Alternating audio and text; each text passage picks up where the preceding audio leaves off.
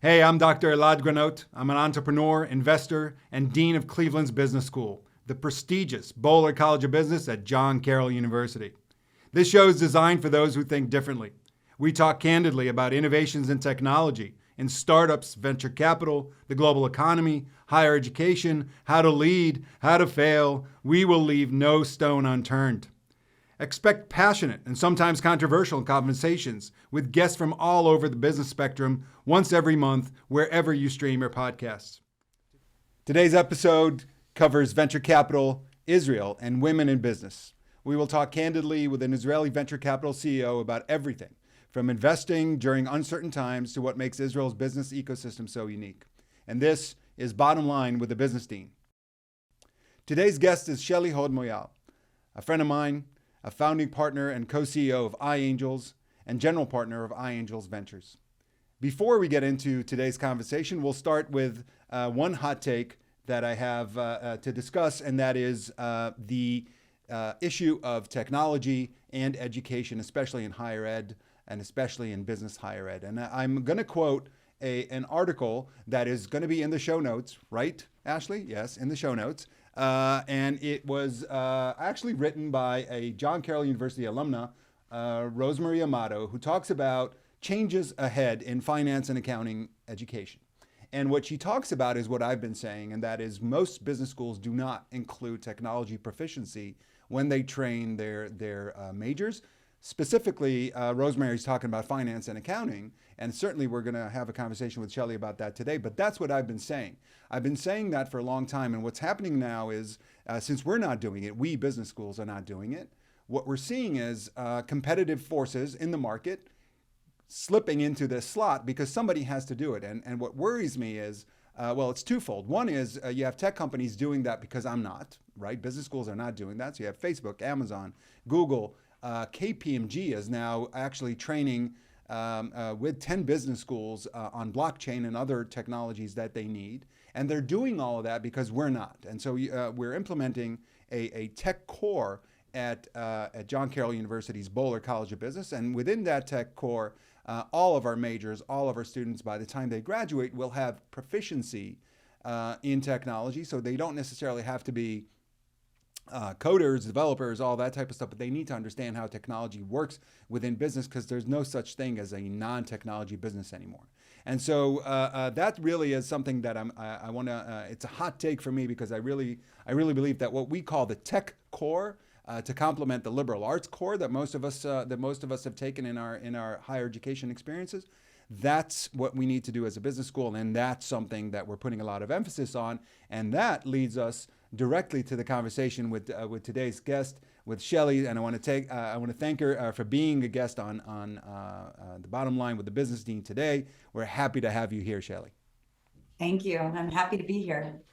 And like I said in the intro, we've known each other for a long time. We've on a personal basis, family basis, we've worked together for a long time. And it is really an honor to have you here. You've been to Northeast Ohio a number of times. You've been to Cleveland a number of times, and yet we're doing this on Zoom across the ocean, which I think is great. And so I want to talk about a couple of things, and then really also open it up to whatever you want to talk about. But the things that I sort of outlined before we started were the intersection of VC. Of Israel and women in business and dare I say technology. I don't know if you had time to see our last episode, but my last guest here was the tech transfer executive at NASA here in Northeast Ohio. And she spoke a lot about the intersection between primarily technology and women in technology and innovation and entrepreneurship. So this is a great sequel to that conversation and to a line of really great guests. Ashley, maybe except one, all women, correct? Yes. And so I think that also falls in line the all women theme to iAngels, and I'll let you talk about that. And so I want to talk about iAngels. I want to talk about venture capital. I want to talk about the unique ecosystem in Israel. Maybe you will want to talk about latest developments and maybe what those mean for that ecosystem. What has made it so unique? What are you optimistic about? What are you worried about? And I also think that during this conversation it'll come out organically what it's like to be a woman founder, a woman in technology, a woman in venture capital. So maybe give us a little bit of background about yourself first, and then about iAngels. Sure. So first of all, by the way, I completely agree with your idea about having a tech core. I think it's a very important tech core, finance core. So, I love when people agree with me, Shelly. Thank you. my background, as you may have guessed by my comment, is finance and investing.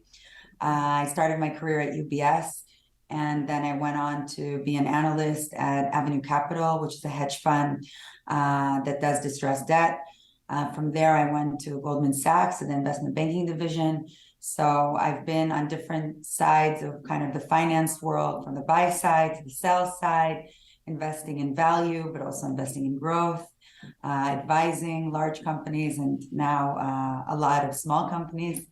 So really investing kind of across the board.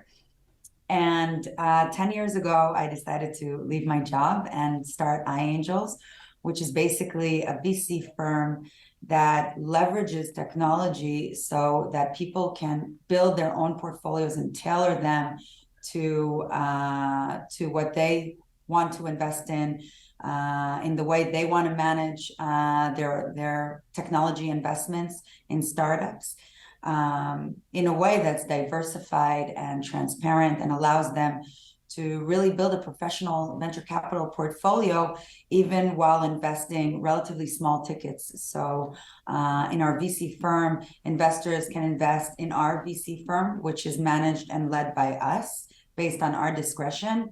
And they can also invest alongside our VC firm for tickets as low as $10,000 per company. And that way they're actually able to build very broad and diversified, high quality VC portfolios with $200,000 or $250,000. So that's what I've been doing for the last 10 years. Today, we're managing $400 million. We've had 25 successful exits where investors have made significant profits and returns. And we're continuing and very excited about what we're doing. We invest also in a lot of women and minorities, which is also, I think, very important in general. Yeah, I want. There's so many threads to pull on here. So maybe I'll start with the last one you mentioned. Tell us more about investing in women and marginalized investors in terms of just traditional investing. Tell us more about that as a mission. Tell us more about that, what that looks like day to day. Mm-hmm. So first of all, in the last 10 years, we've really come a long way. When Moore and I started iAngels, we were really the only VC, I think, in Israel that was founded by women, or at least one of them. If there is even, I can't. Nothing really comes to mind at the moment. And as time goes by, we're seeing more and more women.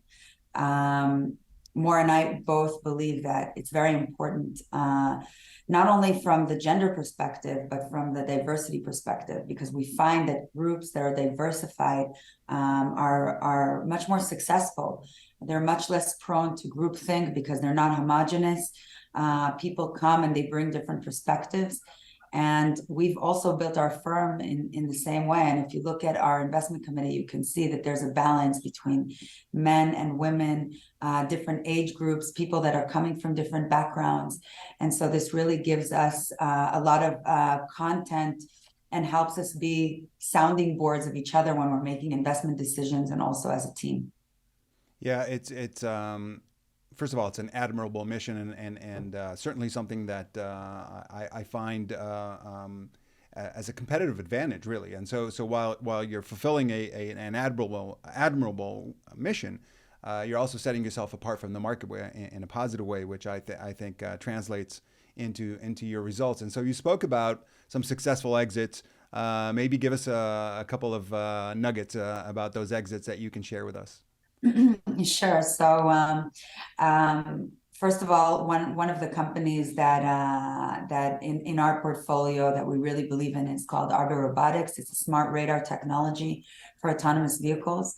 The company had an IPO last year on the Nasdaq, and has really built itself as a category leader in smart radar, and is working closely with many car manufacturers and OEMs. So this is definitely one of the companies that we're proud of. We led their seed round 5 years ago at an $8 million valuation, and ever since they grew to over $500 million. And so I think that's one of the more exciting companies.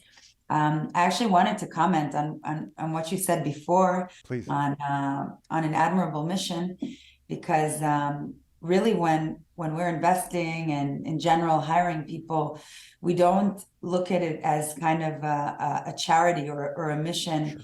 Sure. We truly believe that this will produce and this provides results. And actually, when we looked recently at our portfolio, we've noticed that 25% of our portfolio is led by women or has a woman that's a co-founder, which is actually very difficult to achieve because there's much less women founders in general. And the other interesting thing that we found is that of our 7 most valuable companies, 3 of them are led by women, which I think is an incredible statistic, given that there are so few of us. Yeah. Building companies. Yes, and that just proves the point, right? Access is so incredibly important, and having opportunity, because the potential. I couldn't agree more. I think categories are just that. But if you're trapped in a category, it's really helpful to have a systematic approach and access that allows you opportunity. And so that's what I meant by admirable. And I'm not surprised at all. And certainly, as you say, it is completely out of the statistical norm, what you just outlined, in terms of just the sheer numbers and percentage of women in tech, women founders, and certainly women in VC. And my question to you is, why? Why is this such an anomaly? It's a great question. I've been trying to think of it as well for many years. In general, I can share that as an entrepreneur, it was difficult for us to raise capital being young. And I think that people kind of weren't used to seeing these young mothers trying to build a VC company.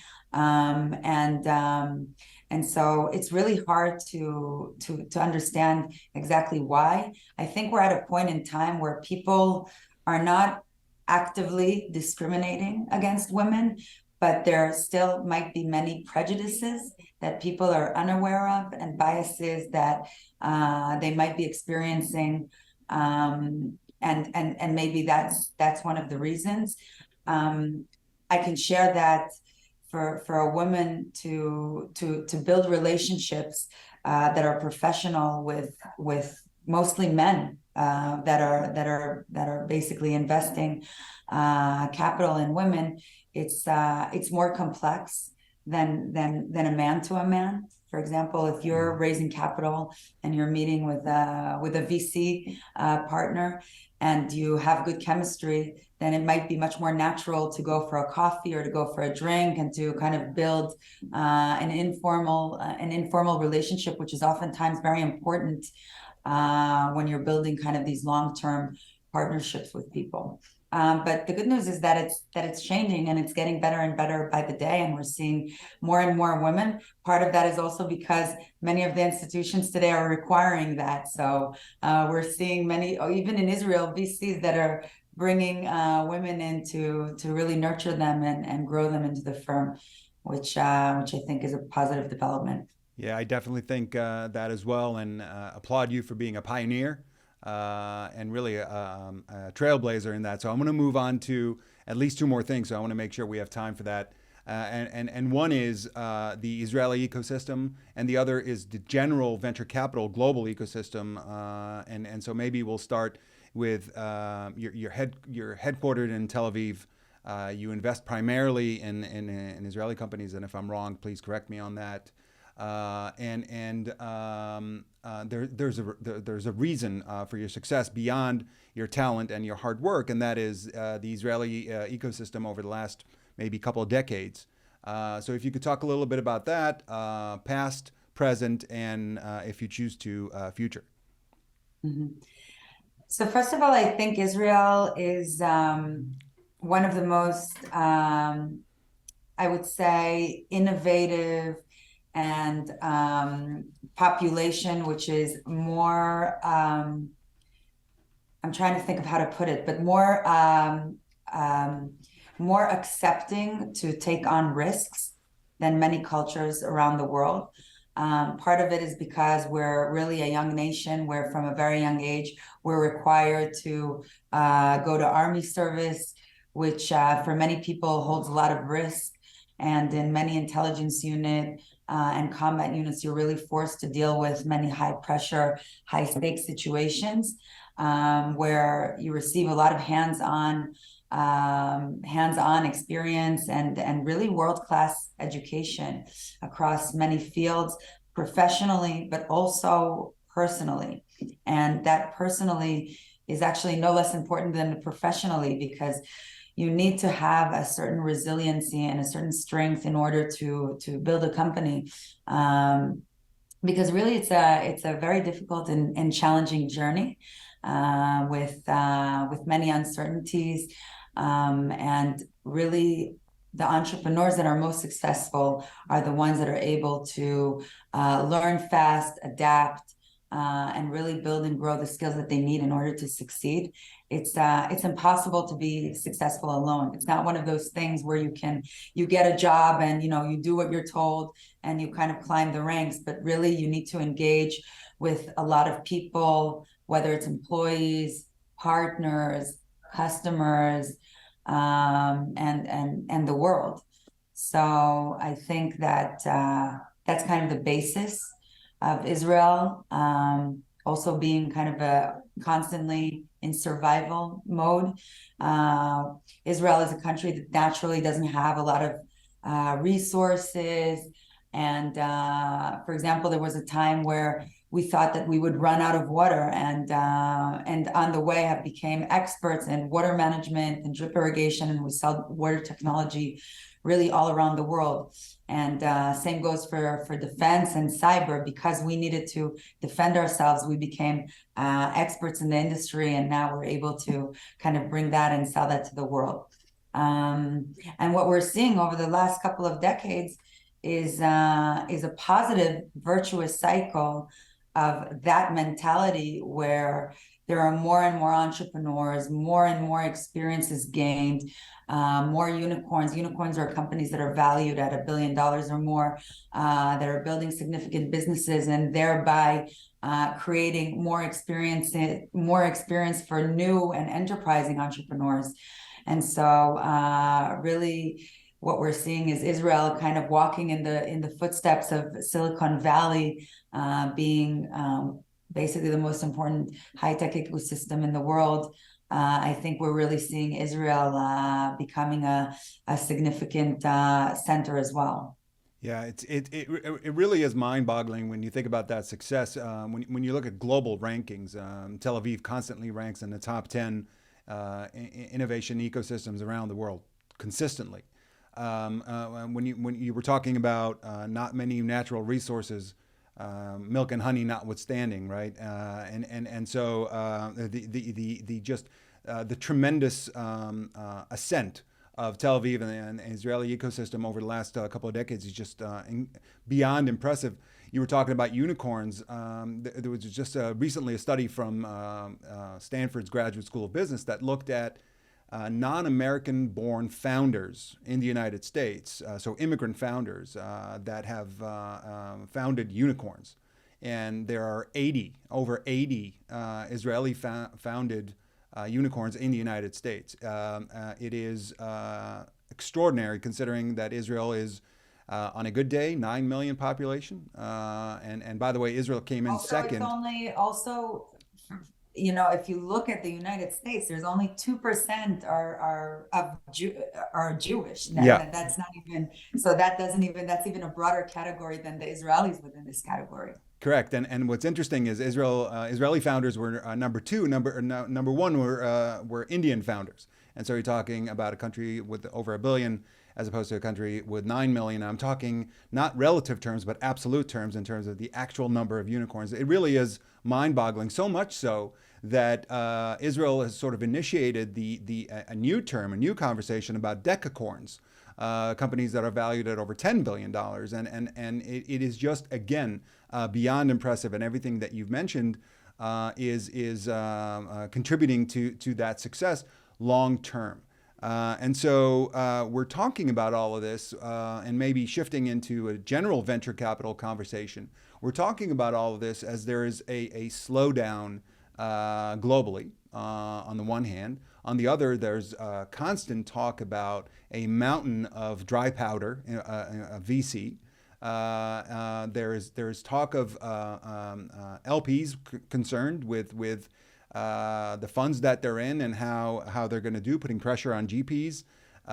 There's certainly a change in dynamics on the one hand, then huge potential on the other. And so if there's a mountain of dry powder, what do you anticipate will be the spark that will cause and ignite this dry powder? What needs to happen globally, and what has changed, and what needs to change back or maybe change differently in order for VC activity to pick up as we know it will? So first of all, I have to say that the VC environment is still very heated in Israel, meaning that there's still a lot of deals that are getting done. Almost $15 million in funding last year, which of course is lower than the 27 million the year before. Billion. But the year before that was 9 billion. Yep. So we're still at levels where there's a lot of money and a lot of investment coming into Israel. And that's why there's always a lagging effect on the VC. So when you're seeing public markets coming down, usually the VC market lags that, meaning that it will take a year or so until the effect really, really trickles down to the VC.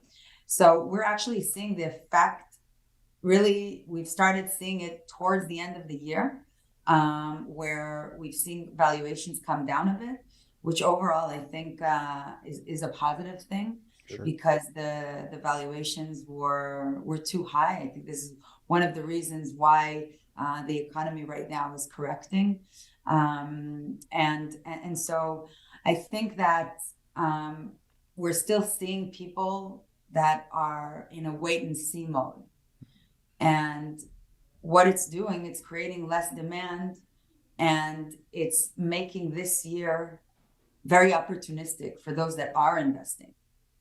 Because there are a lot of people that are waiting right now on the sidelines, whether it's because they're forced or implored by their LPs, or whether it's because they don't have funds available. Yeah. So I think we're going to see the environment remain like this for another year, maybe 2 years.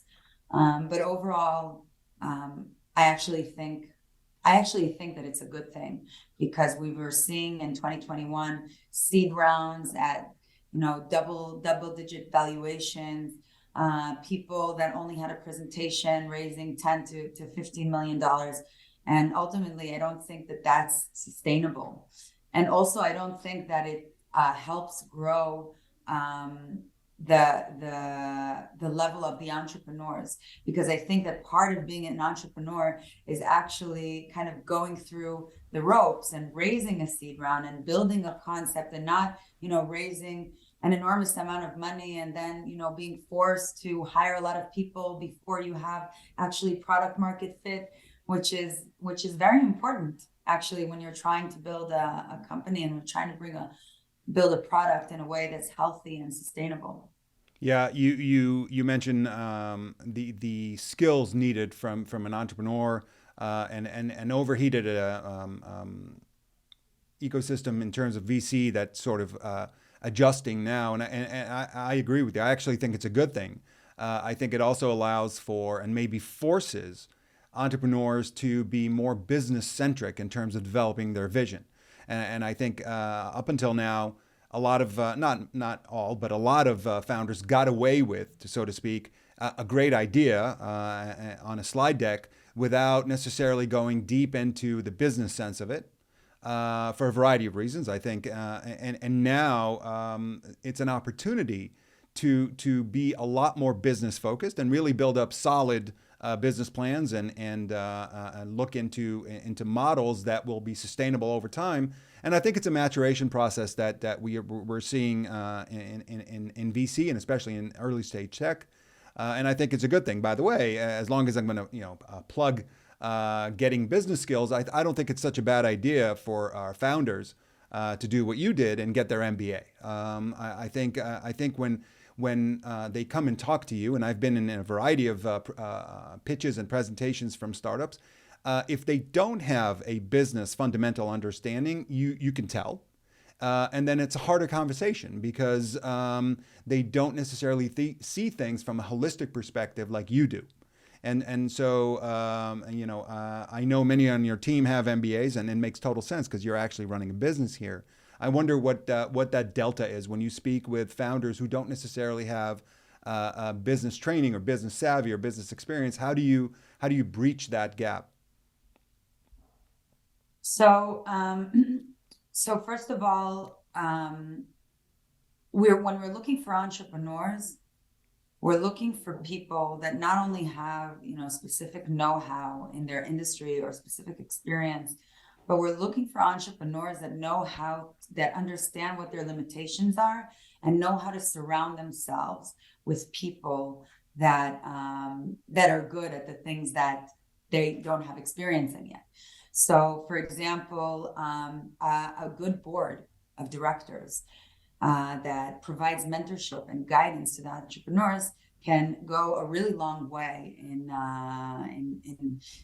helping build a company. I actually can give an example of a company, that when we met them, they actually just came out of the Prime Minister office where they were serving in, and they were very young. They were building a cyber startup in the blockchain space, and we were incredibly impressed with them. But we felt and we knew that they were very green from a business perspective. So actually, what I've done is I've called upon a different entrepreneur that we've invested in the past that I thought that would have good chemistry with them, and I introduced them to each other and suggested that that entrepreneur, the more experienced one, will be a mentor to these entrepreneurs that we ended up investing in. And really he mentored this team, and he helped them build presentations, and he would go to customers, and he would travel to conferences with these entrepreneurs, and he ended up being very instrumental in the success of this company, which actually ended up having a very nice exit last year. So this is an example of things that we do when we invest in. If we really like a team and an idea, but we think they're missing something, this is in the business side. But a lot of times it can be on the technology side, it can be on the marketing side. And in the end, when you're building a company, you really want people from different industries. Yeah. And so we have a few more minutes left. I want to give you time to tell me about what the future holds for iAngels. What are your ambitions, your aspirations over the near term? None of us can plan more. 10-year plans are silly, but we can have a vision, right? And so, what do the next few years look like for iAngels, considering the global state of VC, considering the opportunities, considering the limitations and the risks? Where do you see yourself going? Where would you like to be in a few years? Look, I think the lucky thing is, by the way, speaking of business, one of the things that I believe in, both from an investing perspective, but just in general, I believe that you always need to kind of look at the macro and position yourself in a good theme, And from that perspective, I think that technology is really the best thing, the best theme to be in. Of course, I'm extremely biased because it's the theme that I chose naturally. But I think that technology is the main driver and source of growth and solutions to problems around the world, whether it's productivity or climate change or more efficient and cost-effective ways to do things. So the answer to that is usually technology, and therefore I think that technology leads the way in solving our problems. And that's also what makes me passionate about what I do, which is looking for entrepreneurs that are set out to solve very big global problems, and by that really change the world for the better. So in terms of my vision and what I want to do is just, continue doing exactly what I'm doing, and investing in technology that's originated and sourced in Israel. And I think it's the best gift that Israel has to give to the world, our ability to produce great technology.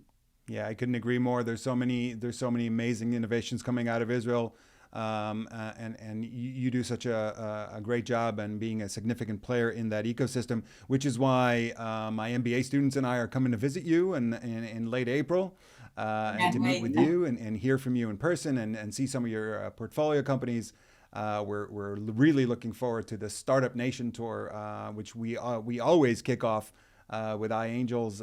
And so, again, I want to thank you for being on this episode of our podcast.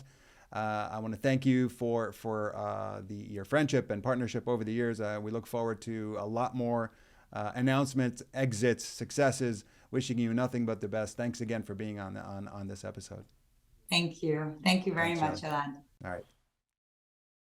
Hey, so thanks for joining us for The Bottom Line with the Business Dean. If you liked what you saw and you liked what you heard, please leave us a rating and a review. And be sure to check out the Boler College of Business on Facebook, Instagram, and LinkedIn for more of what's happening with the Business Dean. That's me. And we'll see you next time.